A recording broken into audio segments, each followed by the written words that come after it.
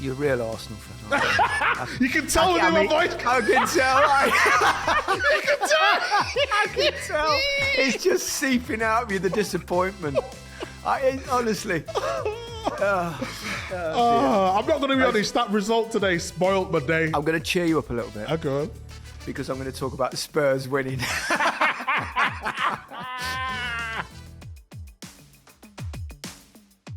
Hello, welcome to the Rest is Football and a very happy new year to you all, especially to you, Micah Richards.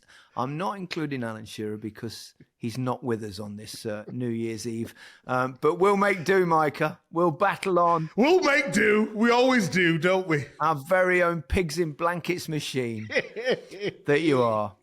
It is, of course, New Year's Day when this episode is being released, but we're currently recording in the afternoon on New Year's Eve, which begs the question, what has Big Meats got planned for tonight? The thing is, though, we've talked about Christmas and me being the Grinch, and New Year is exactly the same. Gone are the days where I'll be getting absolutely slaughtered and hammered and out till 4 and 5 in the morning.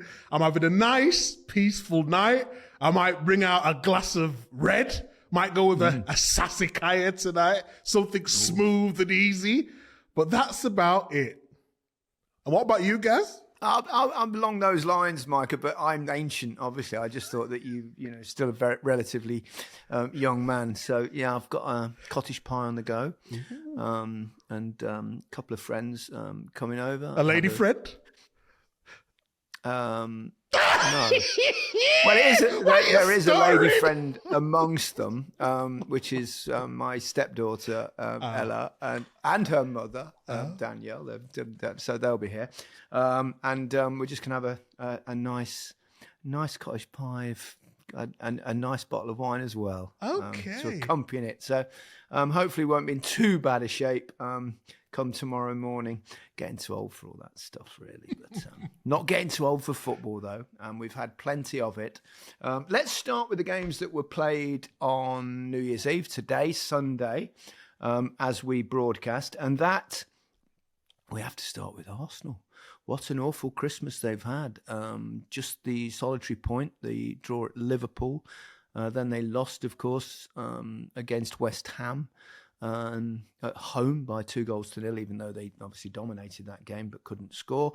And then Fulham beat them, and you have to say deservedly so. I thought Fulham were excellent. Yeah, as people know, I'm Man City through and through, but Arsenal was my team. So I always keep a close eye on the mighty Arsenal. Was my team. How your team is your team, man. Forever. You can't be was my team. I don't even know what the right word to use is. I won't want to say pathetic, but there was no cohesion. There was no balance within the team. They started off and got a goal from Saka. I thought they was going to build on that. Didn't really happen.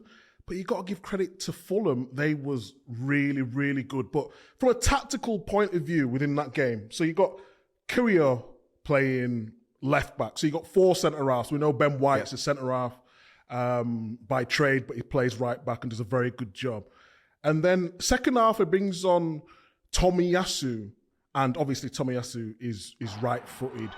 But if you look at Tomiyasu's positioning, he was actually playing in midfield. So I'm thinking, you've got Jorginho on the bench. You want another man in midfield. I wouldn't say he was getting overrun, but it wasn't really happening.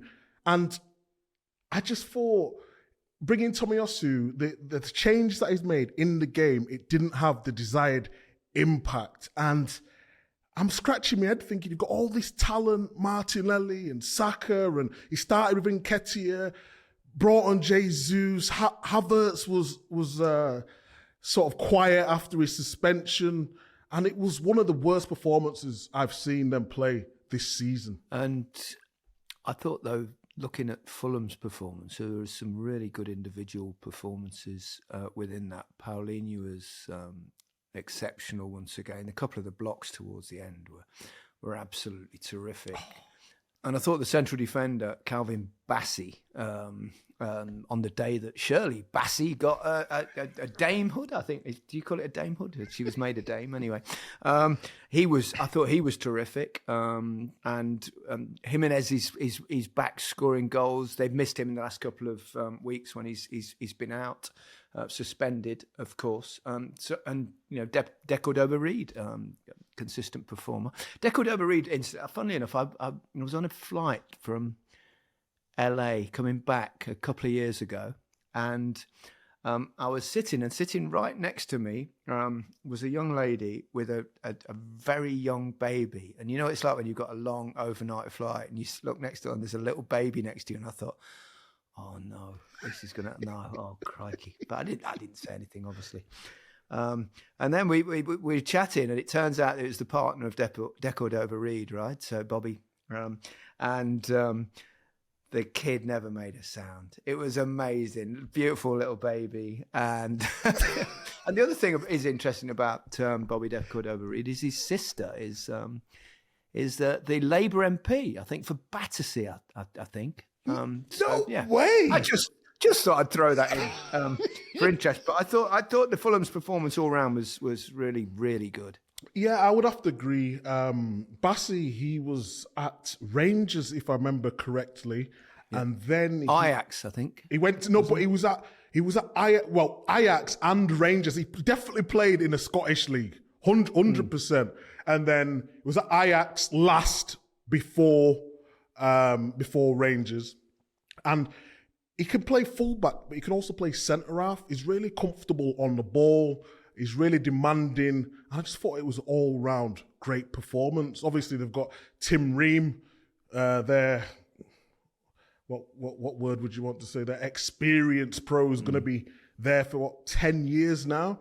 And you've got young Tosun, who was at Manchester City, and he's playing some of the best football of his career right now. They just look a really balanced team. You've got your old guy, Castagna, playing at fullback. And they've got Robinson playing left back. So as a back four, they're working really well together. Yeah, you're absolutely spot on about Bassett. It was Rangers. Yes! And then to Fulham. I never doubted you. Don't worry, Micah. Fulham now, 9 points clear of the relegation zone. I mean, they're a little bit hit and miss. You never quite know what you're going to get, didn't they? They've won a couple of games 5-0. Then they've beaten Arsenal, but in between that, they've got a couple of good hide-ins. But I think that was mainly down to a number of players missing, particularly Jimenez up front, and even Willian as well was missing for a couple of games, and I think that makes a big difference. I think with Fulham as well, I think they concede a lot because the way they play. They play attacking football. Of course, you're going to leave gaps. You've got wingers. I think bringing Tom Kearney into the midfield and sort of putting Willian into the wide areas has just helped them a little bit better with their balance, and a really good side to watch. And like you said, Jimenez has been fantastic last couple of weeks. Do you think with a result like this and the two previous, not so much the Liverpool result, because that's not a bad scoreline, but and even the defeat against West Ham, they were obviously on top. But does this make Arsenal and Arteta go, right, we really need to do something in this transfer window? Speaking from a pundit, speaking from a fan, the reason when you ask us who's going to win the league at the start of the season, you look at firepower. So you look at Liverpool and what they have. You look at Manchester City and even Chelsea with their wingers. You think, oh, they could do something. The only problem with Arsenal, you've got Saka and Martinelli, and then Jesus, he affects the play in terms of being involved in the game, works really hard, links up well, really good technically, but he's not a true goal scorer. So you have to get a striker in. Nketiah did well at times. He's got really good movement, but he misses a lot of big chances. If I'm Arsenal now, you have to go and buy a striker. It's imperative that they do. If they want to compete, it was last season where Saliba got injured for parts of the season, and the difference with Man City and an Arsenal, Man City can lose Haaland, they can lose De Bruyne and still keep within distance of the rest of the teams. Whereas Arsenal now, they should have been kicked on. They should have kicked on. And the reason I don't think they have is because they've not got someone who's potent in front of goal. You probably need, don't you, and I know there have been exceptions, obviously, even Manchester City before Haaland, where you sort of need to get a kind of guaranteed 20 goals a season out of somebody. I think the interesting thing will be to see who they go for, or if they go for someone. Obviously, Ivan Toney, there's been a lot of rumours about him, whether he'll go. I was interested to see recently, the last couple of days, that Victor Osimhen has signed a contract, renewed at Napoli, even though they're struggling this season. By comparison, I think they're about 8th in Serie A at present. But I mean, Osimhen's some player. And I'm surprised that no one's gone out for him. Or maybe they have and he doesn't want to leave. I think the problem is now, and you'll know more better than anyone, Gary, is the prices for your number 9s now. So if you got someone like Osimhen, we'll talk probably about Tony a little bit later on, but it might cost you 150 million. And some teams don't want to spend that on just one player. I was surprised. Understandably. I was surprised that he signed because he's got all the tools to play in the Premier League. He's fast, he's strong, he can hold it up, and he can finish. And I thought it'd be perfect for someone like Arsenal, but it wasn't meant to be. You're a real Arsenal fan, aren't you? You can tell in my voice. I can tell. You can tell. I can tell. It's just seeping out of you, the disappointment. Honestly. I'm not going to be honest. That result today spoilt my day. I'm going to cheer you up a little bit. Okay. Go on. Because I'm going to talk about Spurs winning. I mean, obviously, it was a game that we didn't see on television because it was originally down to be a Saturday game. And because Spurs played Brighton on Thursday, it had to be moved to the Sunday. And it was not automatically a TV game, so it's played at the same time as the Arsenal game. That's the actual reasons. But Spurs needed that. I mean, it's funny, Arsenal played with a back 4 of 4 central defenders, didn't they? And Spurs played with a back 4 of 4 fullbacks. It's crazy, isn't it? Maybe they should have done a little swap thing between them. I tell you what, you give us a couple of your central defenders, we'll give you a couple of our fullbacks, because Arsenal are short of fullbacks and Spurs are short of central defenders because obviously the injuries to Van der Ven and Romero in particular. Mm-hmm. But good result for them because Bournemouth have been in cracking form. They really have, and it's down to the manager. I feel like we talk about the manager always on our podcast just because he does great things and he knows exactly what he wants from his team, and his team are doing it. If you ask me to play in a position that I'm not familiar with, it's very difficult, but he sticks. Remember a couple of weeks ago when they was keeping that really high line, it was against the Chelsea game, and then Chelsea might not have finished off the game or whatever, and everyone's like, they can't play like this. They can't play like this. It's not going to work for them. But he's persisted with it, with players who are not even centre-halves, and they're still managing to get through this period because of his philosophy and the players buying into that, and it's working for him. It's brilliant to watch. It really is, and the manager deserves so much credit. I just think with Spurs now is you get to January and you have a go. Champions League, Ange Ball. I just think they're in a really good period for a manager who's transformed a team so quick. Give him what he needs. Give him all the tools he needs to go forward now. Ben Davies, I think, has done particularly well, hasn't he? Amazing. Moving into the middle there. Obviously we didn't see today's game, but they only conceded late on a consolation goal. Mm-hmm. Under those circumstances, I think Bournemouth, according to reports, had a number of chances to score in the first half. But that leaves it now with Spurs just 1 point behind Arsenal, and even whatever happens in the league, there's that fight between the North London boys who's going to finish top. And you'd have thought Arsenal by a mile at the start of the season, even probably a week or two ago, or even a month ago when Tottenham started to get all their injuries and suspensions, etc. You'd have still thought Arsenal would be miles clear, but that's not the case. And who knows if Spurs can get all their players fit, and in the next few weeks. I mean, I know they've got players going to the Africa Cup of Nations, and obviously Son will be going to the Asian Cup. So, it's going to be even more difficult over the next 2 or 3 weeks. But they've got the FA Cup thing now. They've got that sort of pretend winter break that we have, where you get one weekend off, and even though there's football that carries on. So, I mean, I think he's doing an extraordinary job, Postecoglou, and I love watching Spurs play. Did you see that Maddison was at the ground watching, and he was with? Have you caught on to the darts at all?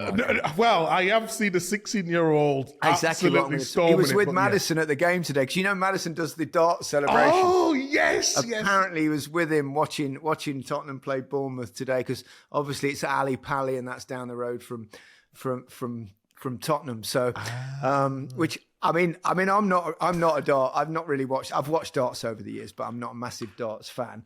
Unlike someone next to me here, Harry, our producer, who's a massive darts fan.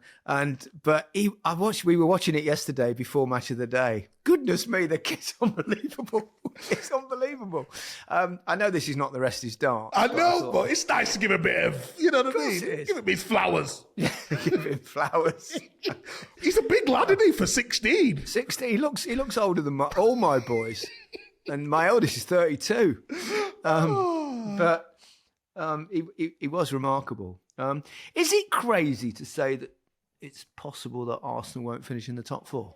And I'm not doing that to be cruel to an Arsenal fan, but you just never know. I think they will be in the top 4. Newcastle was good, and then they sort of tailed off, and then they get some results. Spurs look good, and then Man United looked like they changed everything, and then they went back to the old ways. So I think Arsenal will definitely be in the top 4. But again, it goes back to January. They need a striker. I think them challenging for the number 1 spot now, I think it's going to be very difficult, just psychologically as well. But anything can happen in football. And you tipped Arsenal to win the league, Gary, didn't you? So I did. Only to be contrary to you two, who'd both gone for the obvious choice of Manchester City. I still suspect it probably will be Manchester City, but I'm not going to change. I'm sticking with it. Obviously, I prefer Tottenham to win the league. Even, Aston Villa in there as well. We'll come to those. I want to talk about yesterday's games after we take a little break. So let's do that now. Welcome back to The Rest is Football with Micah Richards and me, Gary Lineker. No Alan Shearer on New Year's Eve, funnily enough. Let's discuss. Can we get the odds out? Where is Alan Shearer? Let's get the odds out. And what state is Alan Shearer in? That's the big. I think that's probably more relevant. But who knows? Right. Let's talk about the Manchester clubs. Manchester City, I suspect, clicking into gear a little bit. It was a home win. It was against Sheffield United. They completed, Micah, 938 passes, I think, which is the second most ever in the Premier League. I think Man City have got the top 3 or 4, as you would expect. Unbeaten at the Etihad in 2023. And they're right in the title race. I mean, they were always in the title race. They're always going to be in the title race. But the teams with them during their sticky spell have not taken advantage of that, have they? They just haven't. And you know what it is? It's quite difficult for me to talk about Man City because obviously I was there so young and affiliation with the club. Absolutely love the club. But when they're not playing that great and I say, they've not been to the best, it gets picked up by everything. Or how dare you talk about Man City like that? I'm just like, no, they've just not been. They've dropped off from the standards they've set in previous seasons. That's all. But a game of 5, 10, 15 games, you know they're going to put that together just because of the quality of the players, the quality of the manager, and we all know it's coming, don't we? That is the problem. So it's very difficult to criticise them, because until it gets to March, April, and mathematically they can't win the league, that's the only time you can really write the champions off, because they're just an excellent side. And Foden right now is playing some of the best football of his career. He really is. He's playing beautifully in that little free role, like almost like a number 10. Rodri too was exceptional. I think he had 166 completed passes yesterday. 166. That's nearly 2 every minute of a football match. I mean, that's quite extraordinary, isn't it? And the thing is as well about Manchester City, because we know, and it was the same with Manchester United in the past with the sides from at Sir Alex Ferguson's teams, that it was more about how they performed after the new year, February, March, the big months. Yeah, Manchester City have got about, I think, 1 point more than they had at this particular stage last season. And well, because Arsenal had quite a big lead, didn't we? So it's a little bit different. The gap is smaller, although there are more teams. There are more teams involved at present than there probably were last season, with the likes of obviously Villa, Liverpool, who probably look the most serious threat at the moment, I would say. Yeah, I'd agree with you. I just think obviously Salah going to African Cup of Nations. That is the big question mark. Can they plug the gap? I think they can. I think they can. I think last time when Salah went, I was reading something somewhere that they won a lot of the games when he wasn't away anyway. They can get over the line without him, but he just basically makes the team so much better, does Salah. They've got really good quality to come up. And we talked about Nunes so much, having to step up. Jota always scores when he plays as well.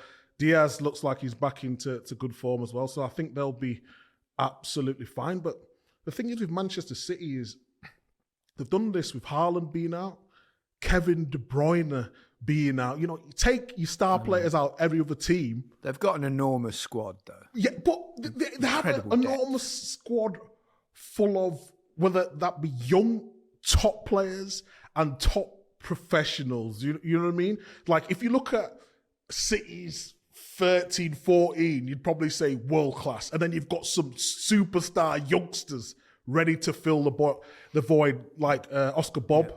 Come on. He was good. God. Such a great name, Oscar Bob.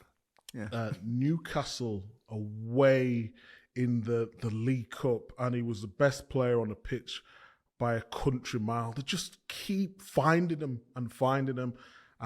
So it's always going to be difficult for anyone trying to come against Man City, just because they're so good. You talked about how exceptional Phil Foden was and has been for the that few weeks, particularly in that role. I mean, he's a gorgeous footballer. I mean, he's got half turns, and he's sharp, and he's quick, and he sees things, and he gets in little spaces brilliantly. Kevin De Bruyne was warming up, didn't come on, of course, but he got probably the biggest cheer of the day when he was warming up down the touchline. So you've got him coming back now. You talked about Oscar Bob. You've got Grealish. You've got so many brilliant players around.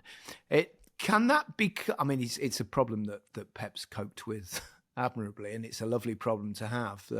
Will that affect perhaps someone like Foden when De Bruyne is back, or? De Bruyne has been out for a long time, so I would imagine they'll ease him in. Yeah, they'll definitely ease him in. It's going to be interesting to see. But you know what? We think, okay, Man City have got all the players back now, but Pep will create something different. He'll put Bernardo Silva left back, and he'll end up being the best left back in the Premier League. It's just astonishing what he can do. But I would love to see Phil Foden stay in that number 10 role. I think Me too. The good thing about Kevin De Bruyne, a lot of his good play does come from the right-hand side. So we've talked so much about when Beckham used to put them balls in, and hard and low and fast and curl and driven, whatever it may be. And a lot of his play, Kevin De Bruyne, comes from that side. So they can all fit in there. I just hope Foden gets to stay in the number 10 role. I saw David Beckham a couple of nights ago in a restaurant. Did you? Cotswolds. Yeah. What was the conversation? I went over before I saw him come in, and everyone's going, "Ooh, David Beckham." No one said a bloody word when I walked in. So there's that. there's that twat Lineker. And then it was like, oh, there's David Beckham. But no, I went over. He's always lovely. He's always very sweet. We just had a little couple of minutes chat before I left. But but De Bruyne can hit that. He's got that similar kind of delivery. Do we now include Aston Villa in this title race because other teams are stumbling? We keep asking this question and we keep saying the same answer. And I spoke to Unai Emery after the game, the interview yesterday for Match of the Day. It was nice. We had a little chat before we actually did the interview. Actually, he seems like, I've never met him, but this is the first time I've ever spoken to him, I think. And we had a little chat in Spanish. Funny enough, it's good to practice occasionally. And I said to him in the interview, I went, "Buenas tardes," which is good evening in Spanish. And he laughed. He quite liked it. It was a bit of fun. But he's what job he's doing. I mean, I did feel for Burnley a little bit yesterday with that one, but particularly that decision at the end. I think which we'll come to in a second. But they're still there. I think they've got about the same amount of points that Leicester had at the same time when they went on to win the league. Although I don't think the opposition in Leicester's season was quite at the level of some of the clubs around them now. What do you reckon, Micah? Who knows in football anymore? I think they can definitely get Champions League now. That's in my mind, 100%. I agree. Can they win the league? I go back to what we said a couple of weeks ago. I think they'll need another striker just because Watkins might get burnt out. Diaby's playing really well. He's been amazing, Watkins. He's been amazing. He works so hard for the team. And we talked about him in improving, sometimes getting into them areas and not being potent, not being clinical, not being ruthless. But it's the work he does off the ball, which is... Well, you say that, Micah. You say all that. But this season, along with Mo Salah, it's the only player to get 20 goals and 10 assists in the league in 2023. That's the entirety of the year. So that speaks volumes, doesn't it, about his improvement? I mean... Yeah, but when I was speaking to Al, and I asked Al a question of what does he need to do to go to the next level? And he just says he needs to concentrate a little bit more and being calm in front of goal. But his all-round game has improved dramatically. Like we said, 10 assists is amazing. They need to play through him. I just think if he was to get injured, they become a different team. And that's why I think Man City and Liverpool will just oust them to the title this year unless they was to go into the market in January. Even if they finish in the top 5, it would be an incredible achievement. It's amazing. Think they got a bit lucky with the penalty decision at the end yesterday. I think the referee gave it. If he hadn't have given it on the field, I don't think VAR would have turned it over. I don't know. There was a tiny bit of contact with his toe touched the bottom of his boot, but he went down like it was a savage foul rolling around. And do you think that the fact that VAR is there now and it's looking for tiny contacts and stuff like that? I know on this occasion the referee gave it on the field of play, but I'm just wondering whether VAR is encouraging players to actually take a fall as soon as they get touched. Whereas I always thought that perhaps now VAR was around, it would stop players throwing themselves to the ground because we'd all see that they were play acting and diving.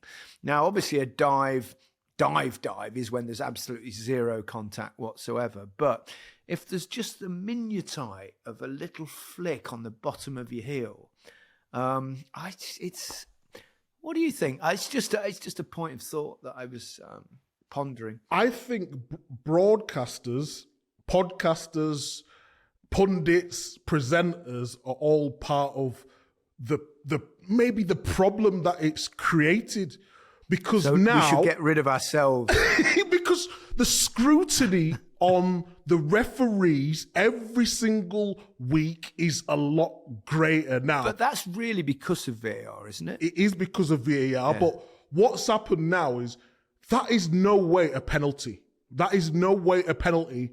And the referee gave it on field, if I remember correctly. Yeah, he gave it. Yeah. Ramsey on Duran. Yeah. He gave it on field. So now, if they come round and say, okay, it's the whole thing of this clear and obvious thing is really killing it, I think, in my opinion, because it's not a penalty, but because there was a slight contact, it's not a clear and obvious error, and that's where the problem lies. And because now we talk about it every single week, it's putting more pressure on the referees to just like, okay, let the referee make the decision. But really, if we're being honest with ourselves, that was not the correct decision. I totally agree with that summary. You know what I mean? Yeah, absolutely agree with that. I want to talk about Cole Palmer. Oh, I mean... Hold on. Cold Palmer. Ice cold Palmer. They're calling him Cold Palmer, not cold. I mean, that little rollover, the little drag back thing, whatever, I don't know how you describe that, but it was a thing of beauty. I mean, because it wasn't one of those where he's going really slow. He was actually going at pace when he did that. And for those that didn't see it, he had what kind of one-on-one with the keeper, and the ball came, and he just put his studs over the ball and dragged it to one side. And even after that, he still took his time and shuffled it back again. I mean, he's a very talented young man. I'm enjoying watching him play, and he could creep into the European Championship squad. I have to give you a little bit of credit before we go into Euros in a minute. He came on for City a couple of seasons ago, and you asked me, who is that boy? He looks like he could be very special. That's what you said to me. So I've got to give you your dues, Gary. You called it from a long... And I mean... It wasn't the hardest one to call, if I'm being totally honest. I always think talent is glaringly obvious to most of us. I'm not sure. Yeah. I'm not. Salah at Chelsea. They let him go. He had to do the. Yeah, I think I might have been wrong about players. Actually, I don't think I have been. Not very often. I remember telling one of my neighbours, is Ed Woodward of Manchester United. I remember telling him to get Jude Bellingham when he was about 15. Said, get him going. And he tried to, I think he was 16 maybe. I said, you've got to get him. He's going to be the superstar. And he did try and get him, but he opted for Dortmund in the end. But no, talent's obvious. You can see it. Anyone can see it, really. You should be able to see that kind of something. You should, but it doesn't always materialise, does it? We all think... and it still might not with all these young players, because there are things that can go wrong. Of course, you know, you get an injury, or something like that, or things can happen to you off the field. You get into a muddle.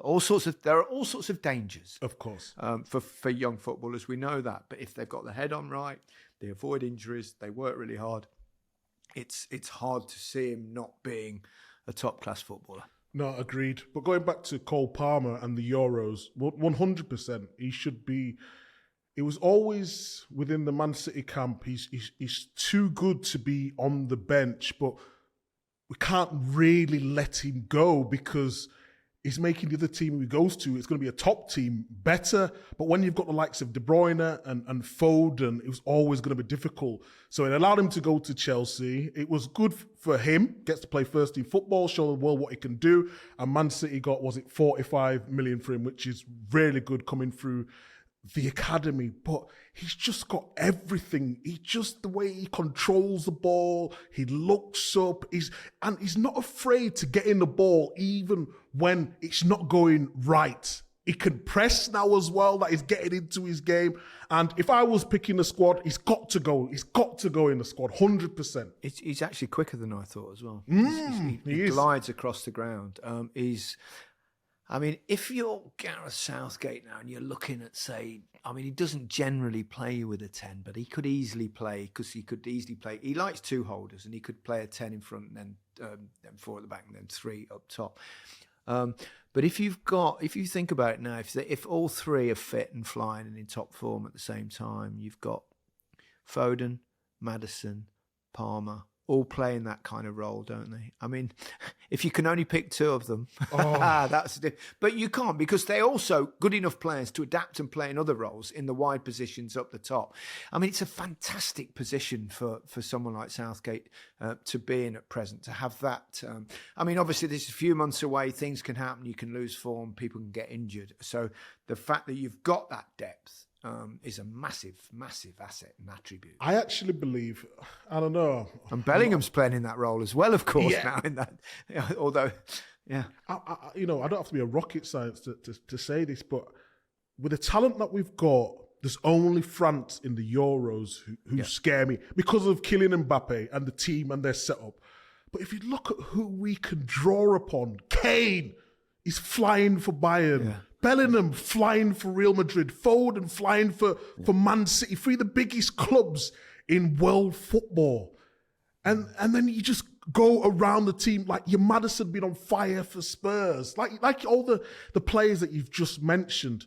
We've got options. And Saka's another one, obviously. Saka, for the first time, we've got options where I played in great teams with England, with Gerrard and Lampard and who name Rooney, Ferdinand, Terry, Ashley Cole.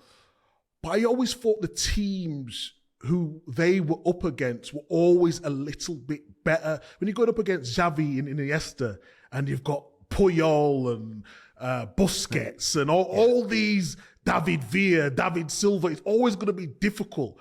But now you look around Europe and you're thinking, the best players are actually English. A lot of them are. They actually are. I mean, it's mad. It's mad. And now I just think we've got to do it. We've got to do it. Yeah, you would hope so. I mean, history in football, if you look at the sides that are successful at youth level, whether it's Euros and World Cups, they do tend to go on to have success at full international level, and England have had that success at youth level. So we shall see, but we do tend to find a way to make sure that doesn't happen.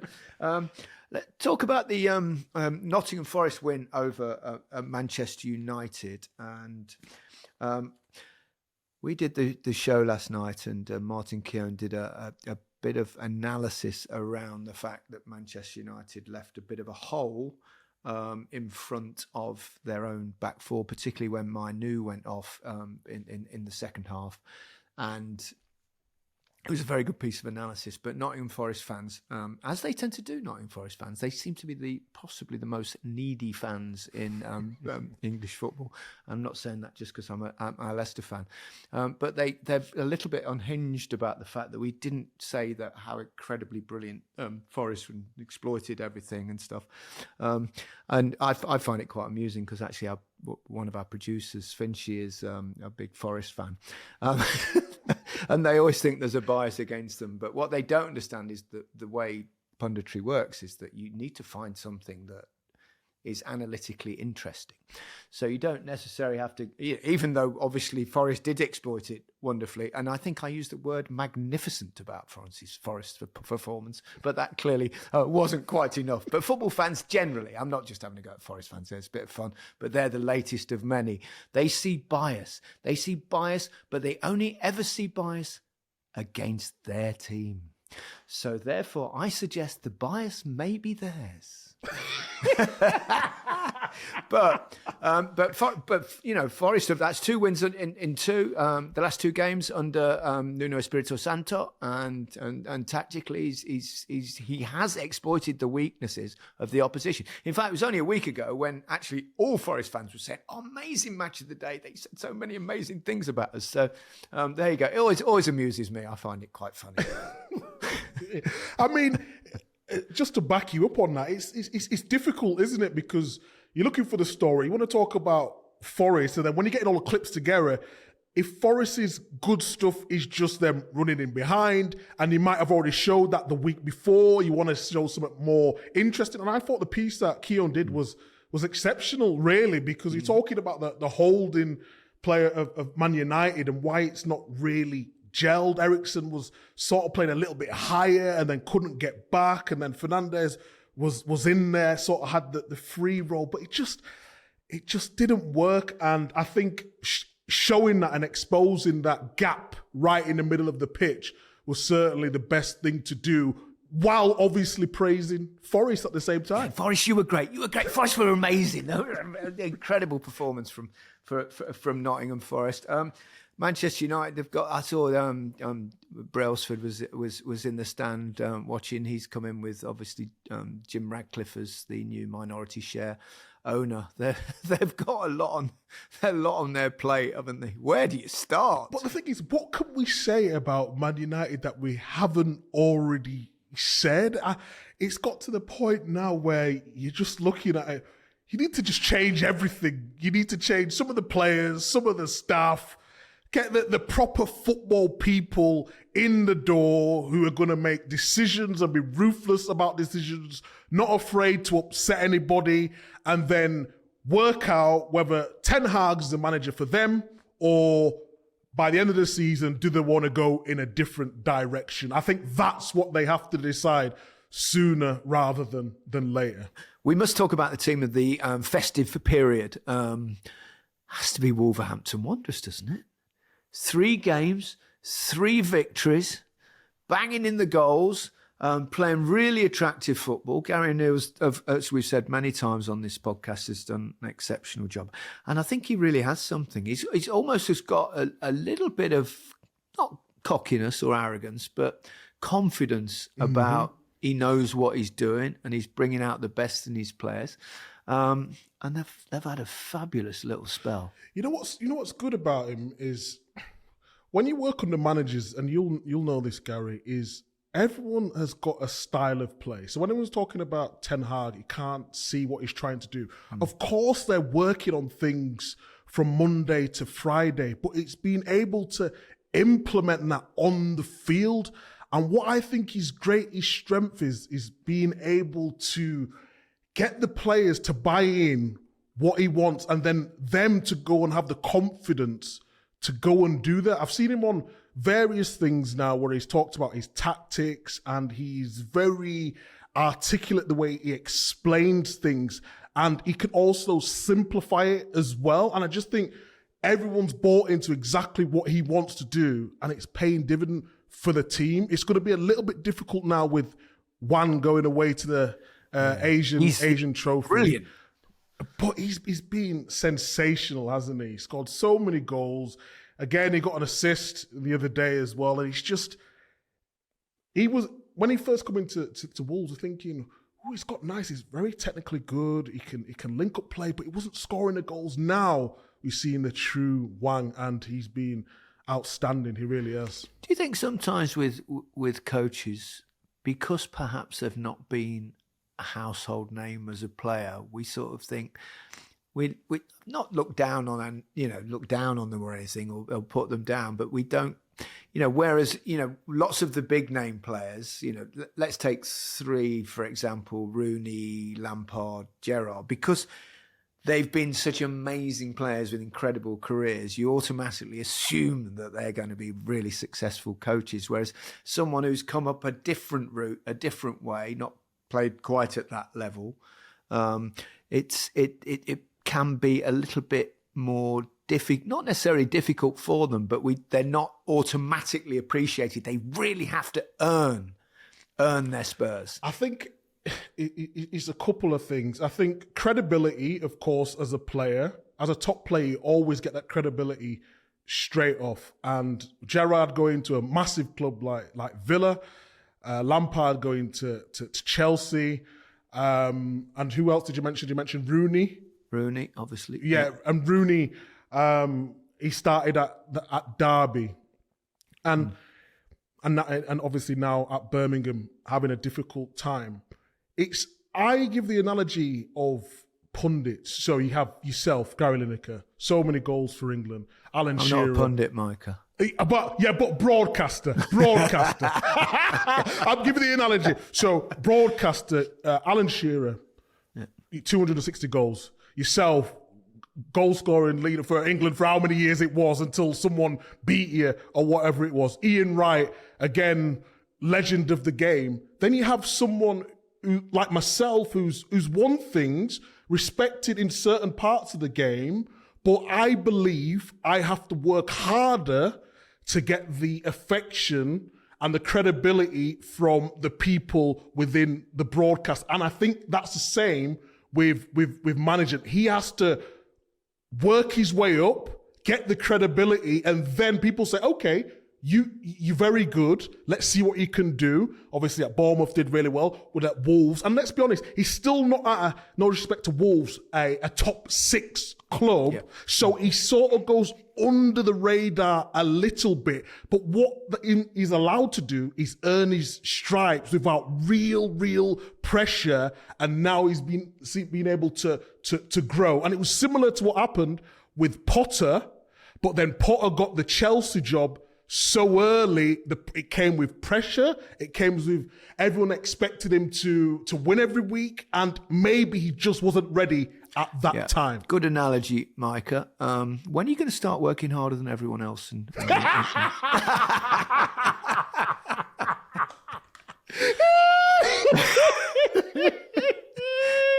I still think you can get there. Keep going. Keep going. I work for about 100 different broadcasters. What are you talking about?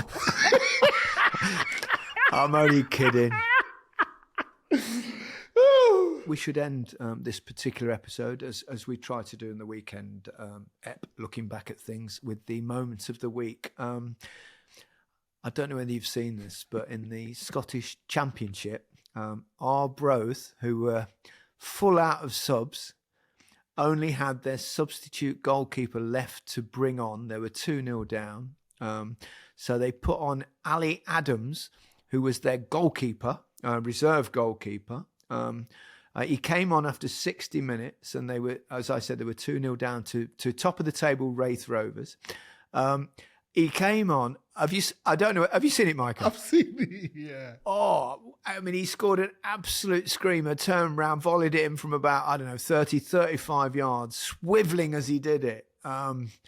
Unbelievable. And they managed to get back and finish and get a point for 2-2 because they scored an equaliser after that. But, I mean, I've seen goalkeepers score goals, and I've seen goalkeepers pushed up, but I've never seen a goalkeeper brought on to play on the pitch and actually then go on to score like a wonder goal. No, that's the first time I've seen it. But if you actually look at the clip, what's so interesting about it, as the ball's coming across, there's sort of 2 players in shot, and there's someone with gloves on. So for some reason, I think that's the goalkeeper. I'm like, what's he doing with his gloves on? It goes to the other person. I'm thinking, oh, this striker's quite handy. He turns and rifles it into the top corner, top of the net. It was unbelievable finish. Yeah, so the goalie was not the one with the gloves on.